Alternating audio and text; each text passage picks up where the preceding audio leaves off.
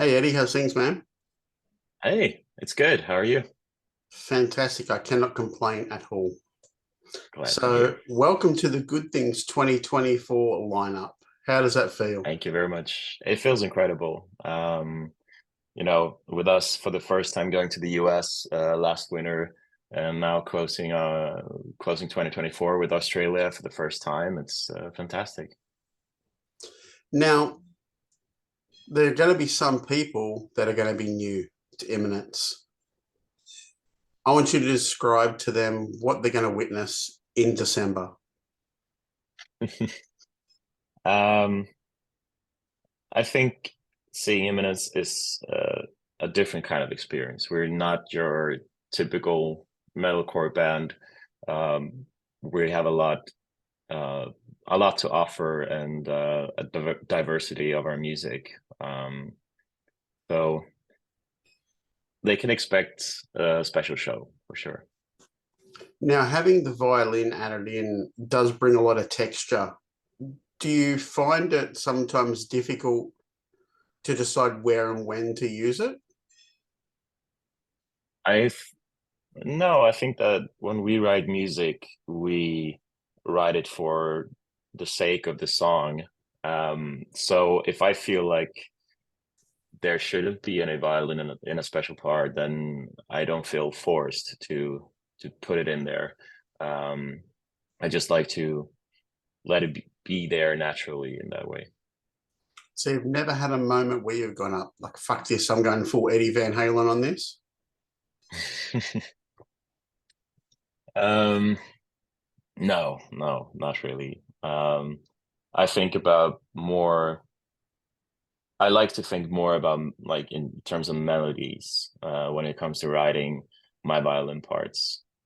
It's all about evoking the emotion, and sometimes I feel like the violin can do that even better than singing. Uh,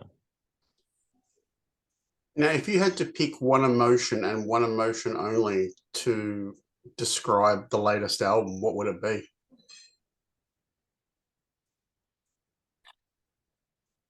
what emotion? Yeah.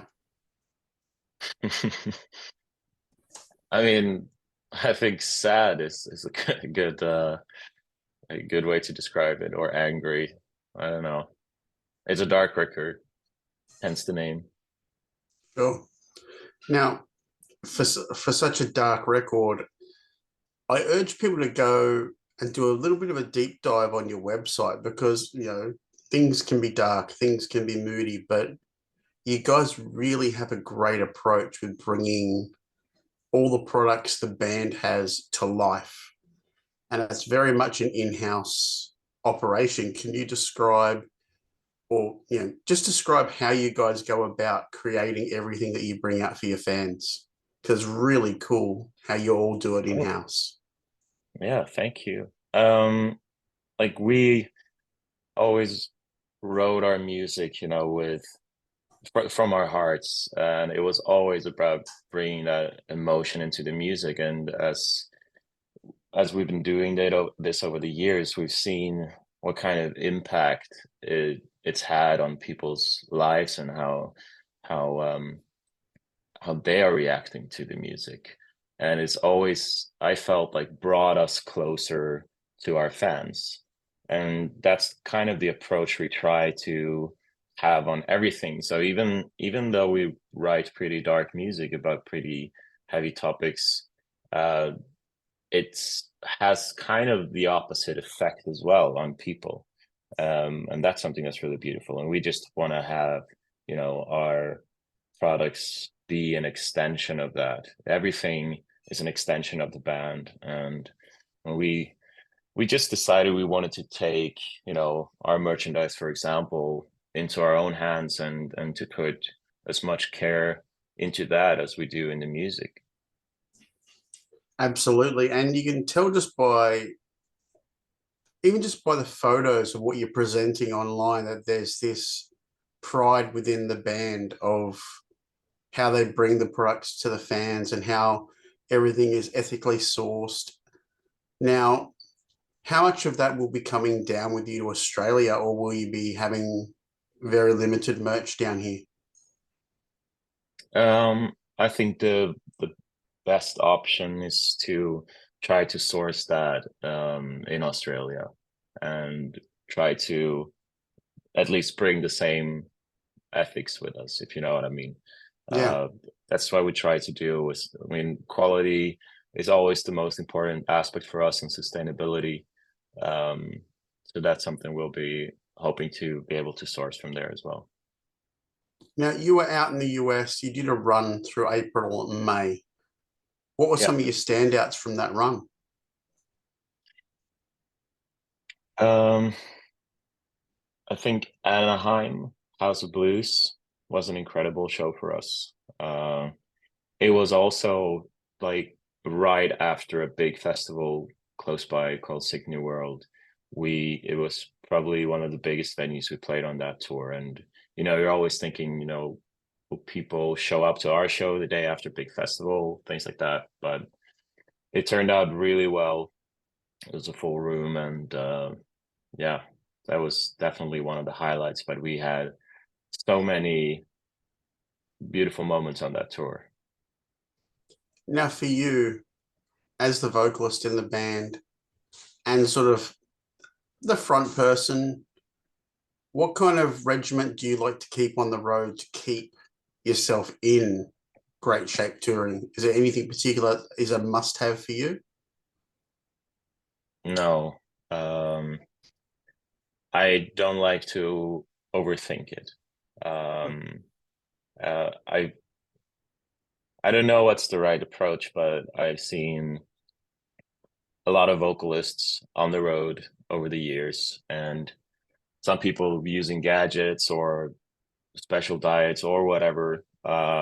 And I don't feel like that's the thing that always helps. I mean, everyone has maybe a different experience, of course, and works differently, but I always felt like it's better not to think about it, because then you're putting emotional stress onto it. Sometimes you get sick during a tour, sometimes you don't, and it feels like there's not much you can do to control that, rather than just mind your surroundings. Don't share glasses or bottles with anyone, or wash your hands often. Okay, and then also you're going out on a Euro tour through September and October. What can the fans there expect? Is it going to be full headlining set? Yeah, so it's going to be our first headline tour in Europe since almost 2.5 years. A lot has changed in that time. Will be a lot of new songs that a lot of our fans did not hear live, but it's also going to be the biggest show we've ever put on in terms of production and everything. So it's going to be a special run.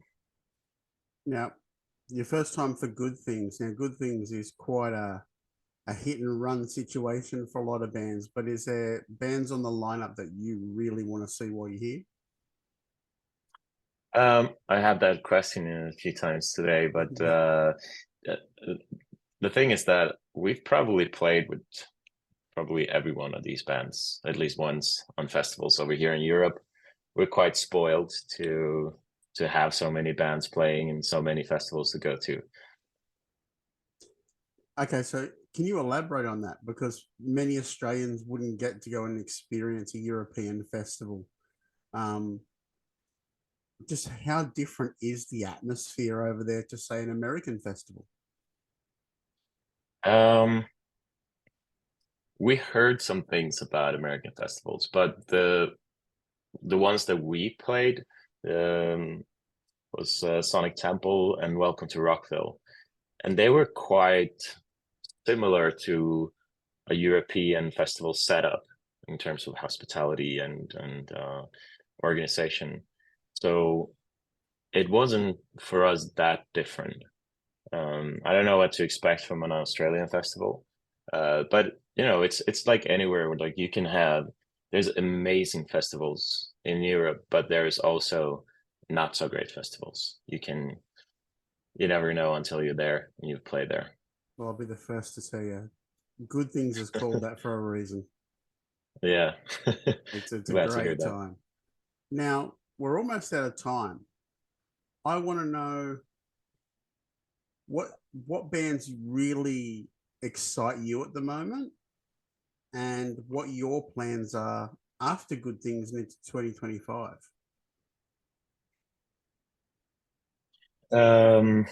I really love the new Bill Murray album. But in terms of like the scene, I would say, yeah, While She Sleeps is one of those bands that I always find really exciting.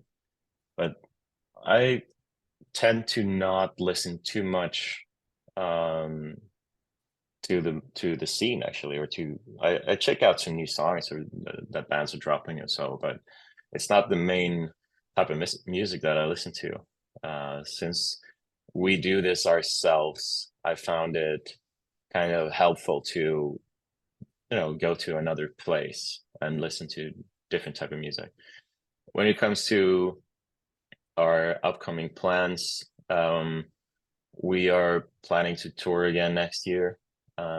We have some things in the pipeline are not announced yet. We already started working on new music, and we are going to continue to do that for the rest of the year and going into next year as well. It's gonna be a busy year. Excellent. Eddie, can't wait to have you here in December. We'll make sure Thank you. the weather is ridiculously hot. It's always hot for Good Things. Get ready to sweat. Get ready to have a good time. But thank Yeah. you for joining me tonight. And yeah, see you in a couple of months. Yeah, thank you for having me. I'm so stoked to do the festival and to meet everyone. Excellent, man. Once again, welcome to Good Things 2024.